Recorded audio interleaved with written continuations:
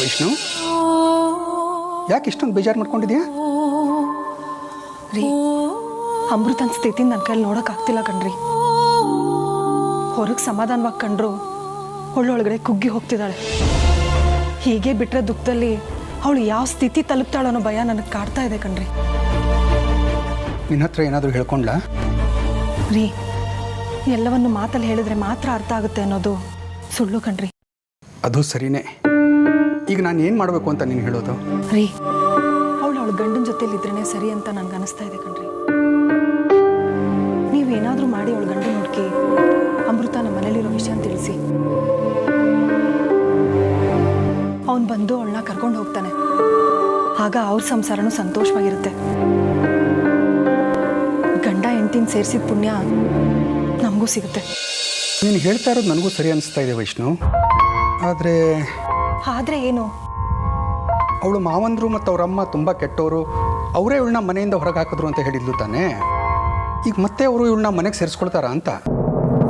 ಅರ್ಜುನ್ ಇಲ್ಲದೆ ಇರೋ ಟೈಮಲ್ಲಿ ಅವಳನ್ನ ಮನೆಯಿಂದ ಹೊರಗಾಕಿದ್ದಾರೆ ಅಲ್ವಾ. ಈಗ ಹೋಗಿ ಅರ್ಜುನ್ಗೆ ಹೇಳಿ ಅವನು ಬಂದು ಅವಳನ್ನ ಮನೆಗೆ ಕರ್ಕೊಂಡು ಹೋಗೇ ಹೋಗ್ತಾನೆ. ಸರಿ.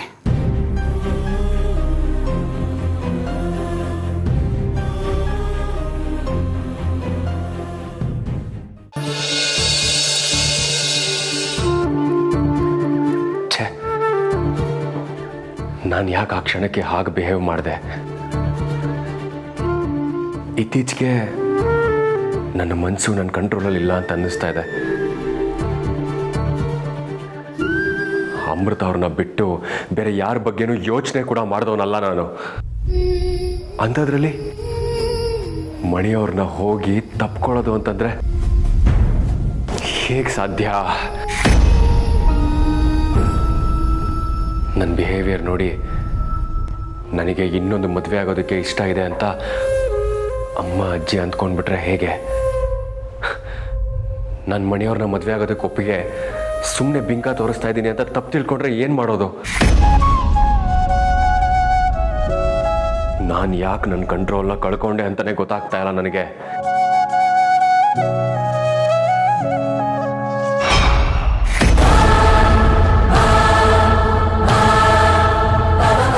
ಗೊತ್ತಾಗೋದಿಲ್ಲ ಅರ್ಜುನ್, ಗೊತ್ತಾಗೋದಕ್ಕೆ ನಾನು ಬಿಡೋದೂ ಇಲ್ಲ.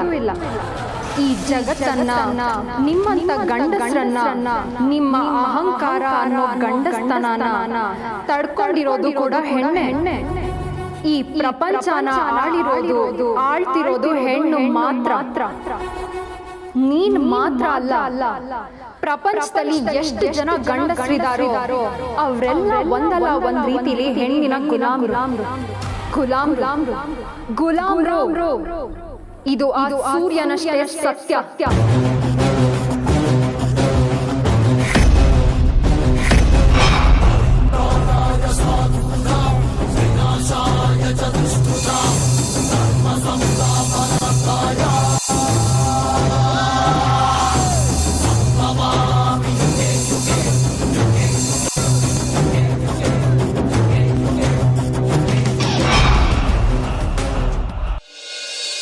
ಅಲ್ಲ, ಅರ್ಜುನ್ ಮದ್ವೆ ಬೇಡ ಬೇಡ ಅಂತ ಇದ್ದವನು ಮಣಿ ನೋಡಿದ ತಕ್ಷಣ ಬಂದು ತಪ್ಕೊಂಡ್ಬಿಟ್ನಲ್ಲ. ನಾನಿದನ್ನ ಅವನಿಂದ ನಿರೀಕ್ಷೆನೆ ಮಾಡಿರ್ಲಿಲ್ಲ. ನನಗಂತೂ ತುಂಬಾ ಆಶ್ಚರ್ಯ ಅನಿಸ್ತಾ ಇದೆ. ಇದರಲ್ಲಿ ಆಶ್ಚರ್ಯ ಪಡೆಯೋದಕ್ಕೆ ಏನಿದೆ ಹೇಮಾ? ಯಾವ್ಯಾವ ಗಳಿಗೆಯಲ್ಲಿ ಏನೇನಾಗಬೇಕೋ ಅದು ಹಾಗೇ ಆಗುತ್ತೆ. ಅದನ್ನು ಯಾರಿಂದನೂ ತಪ್ಸಕ್ಕಾಗೋದಿಲ್ಲ. ಈಗ ನಮ್ಮ ಅರ್ಜುನ್ ವಿಷಯದಲ್ಲೂ ಅದೇ. ಅಮ್ಮ, ಅಜ್ಜಿ, ಆಗಿರೋದಕ್ಕೆ ಯಾಕೆ ಇವಾಗ ಆರ್ಗ್ಯುಮೆಂಟು? ನಾವು ಏನಾಗಬೇಕು ಅಂತ ನಿರೀಕ್ಷಿಸಿದ್ವೋ ಅದೇ ಆಯ್ತಲ್ಲ, ಸಂತೋಷ ಪಡಿ. ಅವನ್ನ ಮದುವೆಗೆ ಹೇಗೆ ಒಪ್ಸೋದು ಅಂತ ಚಡ್ಪಡಿಸ್ತಾ ಇದ್ದೆ. ಇವಾಗ ಅವನ ವರ್ತನೆ ನೋಡಿದ್ರೆ ಅವನಾಗ ಅವನೇ ಮದುವೆಗೆ ಒಪ್ಪುವಾಗ ಅನ್ನಿಸ್ತಾ ಇದೆ. ಅತ್ತೆ, ನಾವೆಲ್ಲರೂ ಈಗ ಸುಮ್ಮನೆ ಇರೋಣ. ಅರ್ಜುನ್ ಹತ್ರ ಮದುವೆ ವಿಷಯ ಮಾತಾಡೋದು ಬೇಡ. ಅವನೇ ಬಂದು ಏನು ಹೇಳ್ತಾನೆ ಅಂತ ನಾವೆಲ್ಲ ನೋಡೋಣ. ಕರೆಕ್ಟು, ಹಾಗೆ ಮಾಡೋಣ.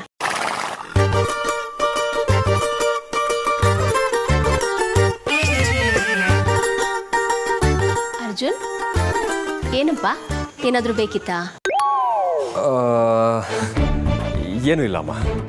ಏನೂ ಬೇಡ ಬೇಡ ಅಂತ ನಿನ್ನ ಬಾಯಲ್ಲಿ ಹೇಳ್ತಿದ್ಯಾ, ಆದರೆ ಮನಸ್ಸು ಏನೋ ಬೇಕು ಬೇಕು ಅಂತ ಹೇಳ್ತಾ ಇದೆ. ಅದೇನು ಅಂತ ಹೇಳಿ. ಏನಿಲ್ಲ ಅಜ್ಜಿ, ಅದು ಅದು ಇದು ಅಂತ ಯಾಕಪ್ಪ ರಾಗ ಹೇಳ್ತಾ ಇದೆಯಾ? ಅದೇನು ಬೇಕು ಅಂತ ಹೇಳು. ಅದು ಕರಣ್ ಮದುವೆ ಮಾಡ್ಕೋ ಅಂತ ಫೋರ್ಸ್ ಮಾಡ್ತಾ ಇದ್ದ. ಬ್ರದರ್, ನಿಂಗೆ ಮದುವೆ ಆಗೋದಕ್ಕೆ ಫೋರ್ಸ್ ಮಾಡಿದ್ದು ನಿಜ. ಆದರೆ ನಿನ್ಗೆ ಮದುವೆ ಆಗೋದಕ್ಕೆ ಇಷ್ಟ ಇಲ್ಲ ಅಂತ ಗೊತ್ತಾದ ಮೇಲೆ ಸುಮ್ಮನೆ ಬಲವಂತ ಮಾಡೋದು ಯಾಕೆ ಅಂತ ಅದ್ರ ಆಸೆನೇ ಕೈ ಬಿಟ್ಬಿಟ್ಟೆ. ಅಲ್ಲ ಕಣೋ, ಹಾಗಲ್ಲ. ಅದು ನೋಡು, ಬಲವಂತವಾಗಿ ಏನು ಬೇಕಾದರೂ ಮಾಡಿಸ್ಬೋದು, ಆದರೆ ಮದುವೆ ಮಾತ್ರ ಮಾಡ್ಸೋಕ್ಕಾಗಲ್ಲ. ಅಲ್ಲ, ನನಗೆ ಎರಡನೇ ಮದುವೆ ಇಷ್ಟ ಇಲ್ಲ ಅಂತ ನನ್ಗೆ ಯಾವುದೋ ಯೋಚನೆಯಲ್ಲಿದ್ದಾಗ ಹೇಳಿರ್ಬೋದು. ಆದ್ರೆ ಈಗ ಮದುವೆ ಆಗೋದಕ್ಕೆ ಇಷ್ಟ ಇದೆ. ಯಾವುದಾದ್ರೂ ಹುಡುಗಿನ ನೋಡಿದ್ದೀರಾ? ಅಯ್ಯೋ, ಅದು ನೋಡೋಕ್ಕೆ ಅಂತಾನೆ ನಾವು ಉತ್ಸಾಹದಲ್ಲಿ ತುದಿ ಕಾಲಲ್ಲಿ ನಿಂತಿದ್ವಿ. ಆದ್ರೆ ನೀನು ಬೇಡ ಅಂತ ಹೇಳ್ದಲ್ಲ, ಅದಕ್ಕೆ ನಾವು ಸುಮ್ಮನಿದ್ವಿ. ಇಲ್ಲ ಜಿ, ನಾನು ನನ್ನ ಮನಸ್ಸನ್ನ ಬದಲಾಯಿಸ್ತೆ ಅಂತ ಹೇಳಿದ್ನಲ್ಲ. ಏನೇನು ನಿನ್ನ ಮನಸ್ಸನ್ನ ಇದ್ದಕ್ಕಿದ್ದಂಗೆ ಬದಲಾಯಿಸಿದ್ದು? ಆ್ಯಕ್ಚುಲಿ ನಾನು ಈ ಮದುವೆಗೆ ಒಪ್ಕೋತಾ ಇರೋದು ನನಗೋಸ್ಕರ ಅಲ್ಲ. ಅದಕ್ಕೆ ನಾನು ಮದುವೆ ಆದರೆ ನೀವೆಲ್ಲ ಸಂತೋಷ ಪಡ್ತೀರಾ ಅಂತ ಒಪ್ಕೋತಾ ಇದ್ದೀನಿ ಅಷ್ಟೇ. ನೋಡಪ್ಪ, ನಮ್ಮ ಸಂತೋಷಕ್ಕೋಸ್ಕರ ನೀನು ಇಷ್ಟು ದೊಡ್ಡ ತ್ಯಾಗ ಮಾಡೋದು ಬೇಡ. ನೋಡೇಮ್ಮ, ಇನ್ನು ಮುಂದೆ ಅರ್ಜುನ್ಗೆ ಮದುವೆ ಆಗುವಂತ ಯಾರು ಹೇಳ್ಬಾರ್ದು. ಹಾಂ, ಹೌದು. ಹೌದಜ್ಜಿ, ಯು ಆರ್ ರೈಟ್. ಸುಮ್ಮನೆ ಇದ್ರೆ ಆಗಲ್ಲ. ಅಜ್ಜಿ, ನನಗೆ ಮಣಿ ಅಂದರೆ ಇಷ್ಟ.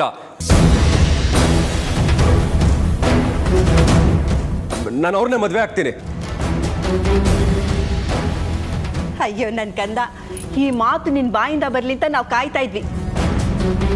ಸರಿ, ಹಾಗಾದ್ರೆ ಅವಳ ಹತ್ರ ಮಾತಾಡಿ ಆದಷ್ಟು ಬೇಗ ಮದುವೆ ಏರ್ಪಾಡು ಮಾಡಿಬಿಡ್ತೀವಿ, ಸರಿನಾ?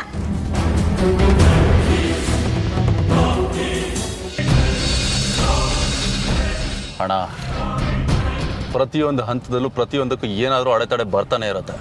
ಯಾವುದ್ರ ಬಗ್ಗೆ ಮಾತಾಡ್ತಿದೀಯ ರುದ್ರ? ಇನ್ಯಾವುದ್ರ ಬಗ್ಗೆ ಅಣ್ಣ? ಆ ಅರ್ಜುನ್ ಅನ್ನೋ ನಾಗದ ಬಗ್ಗೆ. ಅವನು ಮದುವೆಗೆ ಒಪ್ಕೊಂಡು ಮದುವೆ ಆದರೆ ಸಾಮಾನ್ಯ ಮನುಷ್ಯ ಆಗ್ತಾನೆ ಅಂತ ನಾವು ಅಂದ್ಕೊಂಡಿದ್ವಿ. ಆಮೇಲೆ ನಾಗಮಣಿ ನಮ್ಮ ವಶಕ್ಕೆ ಸೇರುತ್ತೆ ಅಂತ ಅಂದ್ಕೊಂಡಿದ್ವಿ. ಆದರೆ ಇವನು ಮದುವೆಗೆ ಒಪ್ಕೋತಿಲ್ವಲ್ಲಣ್ಣ.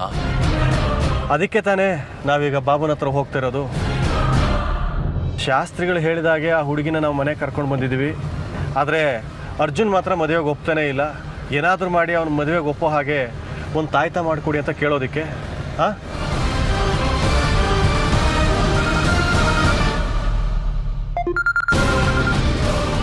ಈ ಮುದುಕಿಗೆ ಮಾಡೋಕ್ಕೆ ಬೇರೆ ಕೆಲಸನೇ ಇಲ್ವಾ? ಯಾವ ಮುದುಕಿಗೋ? ಯಾರಣ್ಣ? ನಮ್ಮ ಮನೇಲಿದ್ದಾಳಲ್ಲ ಆ ಮುದುಕಿ. ಯಾಕೆ ಇಷ್ಟೊಂದು ಇರಿಟೇಟ್ ಆಗ್ತಿದೆಯಾ? ಏನೋ ವಿಷಯ ಇರುತ್ತೆ, ರಿಸೀವ್ ಮಾಡಿ ಮಾತಾಡು. ಹಲೋ ರುದ್ರ, ನಿಂಗೊಂದು ಸಂತೋಷ ಸುದ್ದಿ ಇದೆ ಕಣೋ. ಅದನ್ನು ಕೇಳಿದ್ರೆ ಅಣ್ಣ ತಮ್ಮ ಇಬ್ಬರು ಕುಣಿದಾಡ್ಬಿಡ್ತೀರಾ. ಸುಮ್ಮನೆ ನನ್ನ ಸಮಯ ನಾವು ವ್ಯರ್ಥ ಮಾಡಬೇಡ. ಅದು ಏನು ಹೇಳಬೇಕೋ ಮೊದಲು ಹೇಳೋ. ಅಯ್ಯೋ, ನಮ್ಮ ಅರ್ಜುನು ಮಣಿನ ಮದುವೆ ಆಗೋದಕ್ಕೆ ಒಪ್ಕೊಬಿಟ್ಟ ಕೊಡು. ನಿಜವಾಗ್ಲೂ? ಸತ್ಯವಾಗ್ಲೂ ಕಣೋ. ಈಗೇನಿದ್ರು ಮಣ್ಣಿನ ಈ ಮದುವೆಗೆ ಒಪ್ಪಿಸ್ಬೇಕು ಅಷ್ಟೇ. ಅದೇನು ಮಹಾ ಕಷ್ಟನಾ? ಒಪ್ಸಿದ್ರೆ ಆಯ್ತು ಬಿಡು.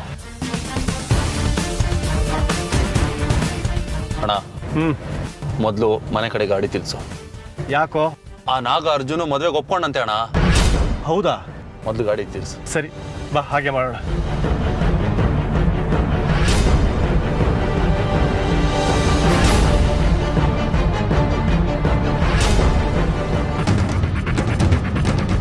ಎಕ್ಸ್ಕ್ಯೂಸ್ ಮೀ, ಇಲ್ಲಿ ಅರ್ಜುನ್ ಅವ್ರ ಮನೆ ಎಲ್ಲಿ ಅಂತ ಗೊತ್ತಾ? ಗೊತ್ತಿಲ್ಲ ಸರ್ ನನಗೆ. Thank you.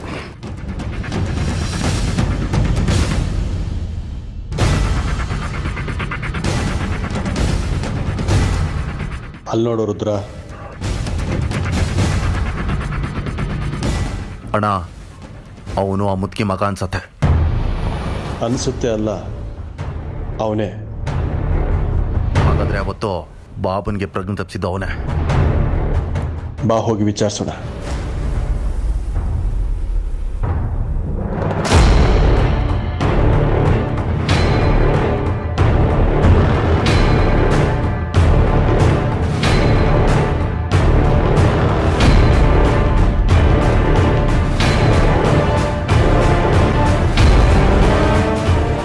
ಇವತ್ತನ್ನ ಎಲ್ಲೋ ನೋಡ್ದಾಗಿದೆಯಲ್ಲ. ಇಲ್ಲಿ ಅರ್ಜುನ್ ಅವ್ರ ಮನೆಯಲ್ಲಿ ಅವ್ರಿಗೂ ನಿಮಗೂ ಏನು ಸಂಬಂಧ? ನನಗೆ ಅವ್ರಿಗೆ ಏನು ಸಂಬಂಧ ಇಲ್ಲ. ಆದರೆ ಅರ್ಜುನ್ ಅವ್ರಿಗೆ ಏನೋ ಒಂದು ವಿಷಯ ಹೇಳಬೇಕಾಗಿತ್ತು. ಏನು ವಿಷಯ ಸರ್? ಅಲ್ಲ ಸರ್, ಮಾವಂದರು ಅಂದರೆ ತಂದೆ ಸಮಾನ ಅಂತಾರೆ. ಅಂಥ ಮಾವಂದರೆ ರಾಕ್ಷಸರಾದರೆ ಹೇಗೆ ಸರ್? ನೀವೇನು ಹೇಳ್ತಿದ್ದೀರ ಅನ್ನೋದು ಅರ್ಥ ಆಗ್ತಿಲ್ಲ ನಮಗೆ. ಸ್ವಲ್ಪ ನೇರವಾಗಿ ಹೇಳಿ. ಗಂಡ ಇಲ್ಲದೆ ಇರೋ ಟೈಮಲ್ಲಿ ಚಿತ್ರಹಿಂಸೆ ಕೊಟ್ಟು ಹೊರಗೆ ಹಾಕಿದ್ದಾರೆ. ಪಾಪ ಈ ವಿಷಯ ಅರ್ಜುನಿಗೆ ಗೊತ್ತಿಲ್ಲ. ಅವನು ಹುಚ್ಚಿನ ಥರ ಅಮೃತಾನ ಹುಡುಕ್ತಾ ಇದ್ದಾನೆ. ಅಮೃತ ನಮ್ಮ ಮನೇಲಿದ್ದಾಳೆ. ಅದಕ್ಕೆ ಅರ್ಜುನಿಗೆ ವಿಷಯ ಹೇಳಿ ಗಂಡ ಹೆಂಡ್ತಿನ ಒಂದು ಮಾಡೋಣ ಅಂತ ಬಂದಿದ್ದೀನಿ. ಎಂಥ ಪುಣ್ಯಾತಮ್ರು ಸರ್, ನೀವು ನಿಮ್ಮಂಥವ್ರು ಇರೋದ್ರಿಂದಲೇ ಕಾಲಕ್ಕೂ ಮಳೆ ಬೆಳೆ ಆಗ್ತಾ ಇರೋದು. ನೋಡಿ, ನಿಮ್ಗೆ ಸಿಗೋ ಪುಣ್ಯ ಜೊತೆಗೆ ನಮ್ಮಿಬ್ರಿಗೂ ಸಿಗಲಿ ಅನ್ನೋದೇ ನಮ್ಮ ಆಸೆ. ಅಂದರೆ ಅರ್ಜುನ್ ಮನೆ ನಮಗೆ ಗೊತ್ತು. ಬನ್ನಿ, ನಾವೇ ಡ್ರಾಪ್ ಮಾಡ್ತೀವಿ. ಎಷ್ಟು ಒಳ್ಳೆಯವರು ಸರ್ ನೀವು. ನಾನು ನನ್ನ ಕಾರಲ್ಲಿ ಫಾಲೋ ಮಾಡ್ತೀನಿ. ಸರ್, ಸುಮ್ಮನೆ ಯಾಕೆ ಪೆಟ್ರೋಲ್ ವೇಸ್ಟು, ಟೈಮ್ ವೇಸ್ಟು? ಒಂದು ಕೆಲಸ ಮಾಡಿ, ಬನ್ನಿ, ನಾವೇ ಡ್ರಾಪ್ ಮಾಡ್ತೀವಿ. ಬನ್ನಿ ಬನ್ನಿ ಸರ್, ನಾವೇ ಡ್ರಾಪ್ ನಡ್ರಿ. ಬನ್ನಿ.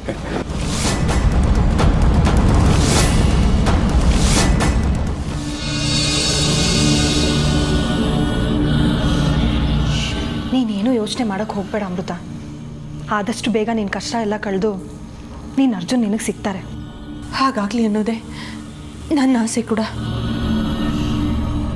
ಅದು ಸರಿ, ಇದಕ್ಕಿದ್ದಾಗೆ ಯಾಕೆ ಈ ಮಾತು ಹೇಳ್ತಾ ಇದ್ದೀರಾ? ನಿಮ್ಮಿಬ್ಬರನ್ನೂ ಒಂದು ಮಾಡೋದಕ್ಕಂತಾನೆ ನಮ್ಮ ಯಜಮಾನ್ರು ಅರ್ಜುನ್ ಅವ್ರನ್ನ ಹುಡ್ಕೊಂಡು ನಿಮ್ಮ ಮನೆ ಹತ್ರಕ್ಕೆ ಹೋಗಿದ್ದಾರೆ.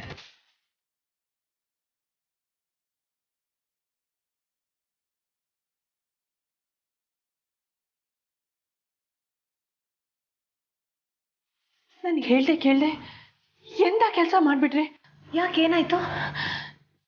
ನಮ್ಮ ಮಾವಂದರು ಎಷ್ಟು ಕ್ರೂರಿಗಳು ಅಂತ ನಿಮಗೆ ಗೊತ್ತಿಲ್ಲ. ಅವರು ತಾವು ಬದುಕೋದಕ್ಕೋಸ್ಕರ ಬೇರೆಯವ್ರನ್ನ ಕೊಲ್ಲೋದಕ್ಕೂ ಹಿಂದೆ ಮುಂದೆ ನೋಡೋದಿಲ್ಲ. ಅಕಸ್ಮಾತ್ ಅವ್ರೇನಾದ್ರೂ ಅವ್ರ ಕೈಗೆ ಸಿಕ್ಕಿದ್ರೆ ಅವ್ರನ್ನ ಮಾತ್ರ ಸುಮ್ಮನೆ ಬಿಡೋದಿಲ್ಲ. ನೀವು ಹೇಳ್ತಾ ಇರೋದನ್ನ ಕೇಳಿದ್ರೆ ನನ್ನ ಎದೆನೆ ನಿಂತೋಗೋ ಥರ ಇದೆ. ಈಗೇನು ಮಾಡೋದು? ನೀವು ಸಮಾಧಾನವಾಗಿರಿ, ನಾನೀಗ ಬಂದೆ.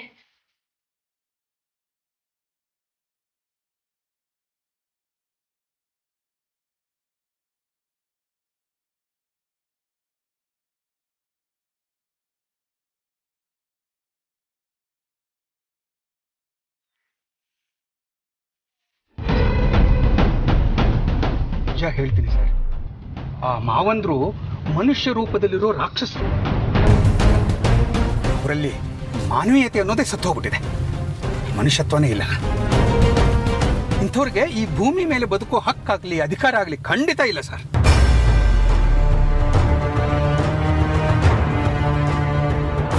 ಸೊಸೆನ ನಮ್ಮ ಮನೆ ಮಗಳ ಥರ ನೋಡ್ಕೋಬೇಕು ಅಂತ ನಮ್ಮ ಸಂಸ್ಕೃತಿ ಹೇಳುತ್ತೆ. ಅವ್ರಿಗೆ ಆ ಸಂಸ್ಕಾರನೂ ಇಲ್ಲ, ಸಂಸ್ಕೃತಿನೂ ಇಲ್ಲ. ಗಂಡ ಇಲ್ಲದೆ ಇರೋ ಟೈಮಲ್ಲಿ ಅಮೃತನ ಕತ್ತು ಹಿಡಿದು ಆಚೆ ತಳ್ತಾರಲ್ಲ, ಅವ್ರಿಗೆ ಮನಸ್ಸಾದ್ರೂ ಹೇಗೆ ಬರುತ್ತೆ ಸರ್? ಅಮೃತ ಜಾಗದಲ್ಲಿ ಅವ್ರ ಮಗಳಿದ್ದಿದ್ರೆ ಹೀಗೆ ಮಾಡ್ತಿದ್ರ? ನನಗೆ ಬರ್ತಿರೋ ಕೋಪದಲ್ಲಿ ಅವರಿಬ್ಬರಿಗೂ ಎಡಗಾಲಲ್ಲಿ ಎದೆಗೆ ಒದಿಬೇಕು ಅನಿಸ್ತಾ ಇದೆ ಸರ್.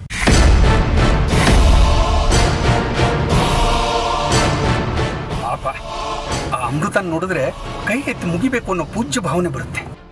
ಅಂಥವಳ ಮೇಲೆ ಕೈ ಮಾಡೋದಕ್ಕಾಗ್ಲಿ, ಅವಳಿಗೆ ಚಿತ್ರಹಿಂಸೆ ಕೊಡೋದಕ್ಕಾಗ್ಲಿ ಅವ್ರಿಗೆ ಮನಸ್ಸಾದ್ರೂ ಹೇಗೆ ಬರುತ್ತೆ ಸರ್?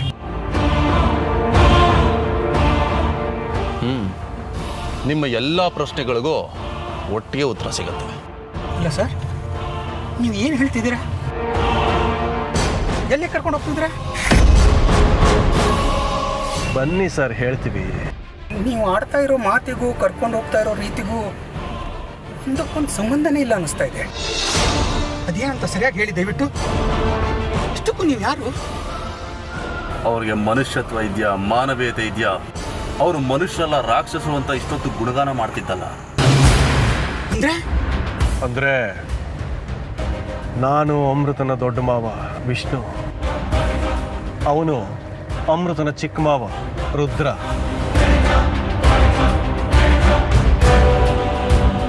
ಯಾಕೋ ಸಿಡಿತಿದ್ದವನು ಸಪ್ಪಗಾಗ್ಬಿಟ್ಟೆ, ಜೀವನೇ ಬಾಯಿಗೆ ಬಂದ್ಬಿಡ್ತಾ? ನಿನಗೆ ಸನ್ಮಾನದ ಜೊತೆಗೆ ಬಹುಮಾನನ ಕೊಡಬೇಕು ಅಂತ ಡಿಸೈಡ್ ಮಾಡಿದ್ದೀವಿ. ಇಳಿ ಕೆಳಗೆ.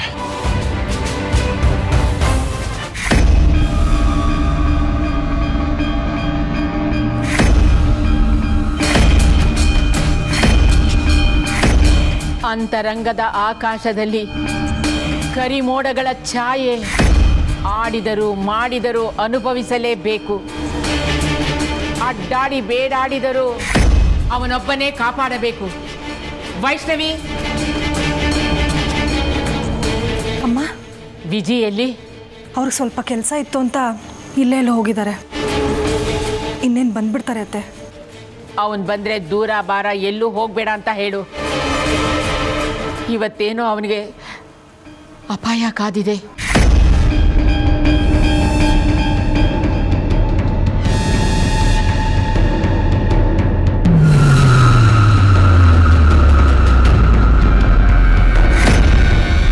ನಮ್ಮ ಬಗ್ಗೆ ನಾವು ಚೆನ್ನಾಗಿ ತಿಳ್ಕೊಂಡಿದ್ದೀವೋ ಏನೋ ಗೊತ್ತಿಲ್ಲ, ಆದರೆ ನೀನು ನಮ್ಮ ಬಗ್ಗೆ, ನಮ್ಮ ಗುಣಗಳ ಬಗ್ಗೆ ತುಂಬ ಚೆನ್ನಾಗಿ ತಿಳ್ಕೊಂಡಿದ್ಯಾ. ಸರ್, ನೀವು ಯಾರು ಅಂತ ಸರಿಯಾಗಿ ತಿಳ್ಕೊಳ್ದೆ ಮಣ್ಣು ತಿನ್ನೋ ಕೆಲಸ ಮಾಡಿಬಿಟ್ಟಿದ್ದೀನಿ. ದಯವಿಟ್ಟು ನನ್ನ ತಪ್ಪನ್ನ ನಿಮ್ಮ ಹೊಟ್ಟೆಗೆ ಹಾಕೊಂಡ್ಬಿಡಿ ಸರ್, ಪ್ಲೀಸ್. ನಮ್ಮ ಹೊಟ್ಟೆಗೆ ಹಾಕೊಳ್ಳೋದಿಲ್ಲ, ನಿನ್ನ ಬಾಯಿಗೆ ಹಾಕ್ತೀವಿ ಮಣ್ಣನ್ನು. ನಿಮ್ಮ ಕೈ ಮುಗಿತೀನಿ, ಬೇಕಾದ್ರೆ ನಿಮ್ಮ ಕಾಲಿಗೆ ಬಿದ್ದುಬಿಡ್ತೀನಿ.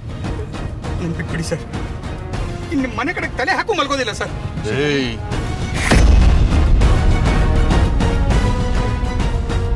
ರುದ್ರ, ಇವನು ಮಂತ್ರಕ್ಕೆ ಬೀಳೋ ಮಾವಿನಕಾಯಿ ಅಲ್ಲ ಅನಿಸುತ್ತೆ. ಮೊದಲು ಇವನನ್ನ ಕೆಳಗಿಳಿಸ್ಕೊ. ಬಿಟ್ಬಿಡಿ ನನ್ನ. ಅರ್ಜುನ್ಗೆ ಬೇರೆ ಹುಡುಗಿ ನೋಡಿ ಮದುವೆ ಮಾಡಬೇಕು ಅಂತೇಳಿ ನಾವಿದ್ದೀವಿ. ಆದರೆ ನೀನು ಈ ವಿಷಯನೆಲ್ಲ ಅಮೃತನಿಗೆ ಹೇಳಿ ನಮ್ಮ ಯೋಚನೆ ಹಾಳು ಮಾಡಬೇಕು ಅಂತ ಇದೆಯಾ? ರುದ್ರ, ಇಳಿಸ್ಕೊಳ್ಳೋ ಕೆಳಗೆ. ಪ್ಲೀಸ್ ಪ್ಲೀಸ್ ಬಿಟ್ಬಿಡಿ, ಪ್ಲೀಸ್ ಬಿಟ್ಬಿಡಿ ನನ್ನ, ಪ್ಲೀಸ್.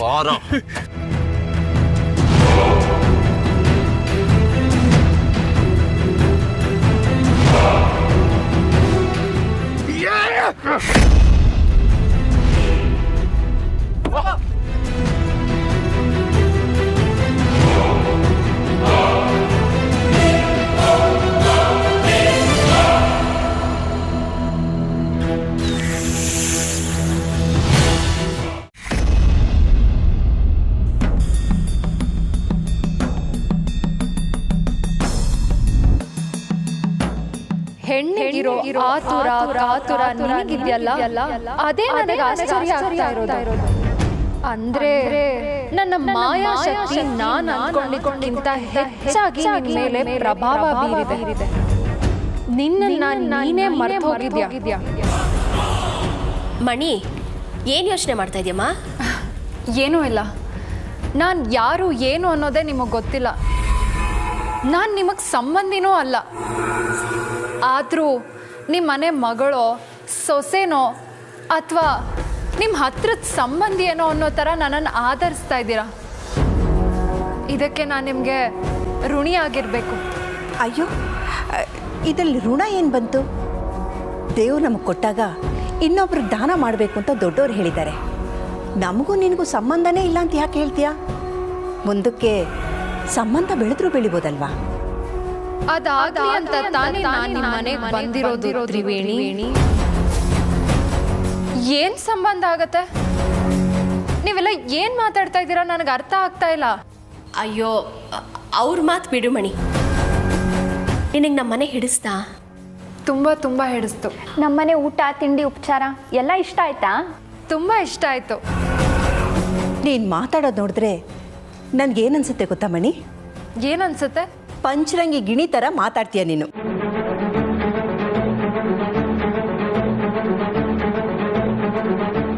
ಮಣಿ, ನನ್ನ ಮಗ ನಿನಗೆ ಮೊದಲೇ ಗೊತ್ತಿತ್ತಾ?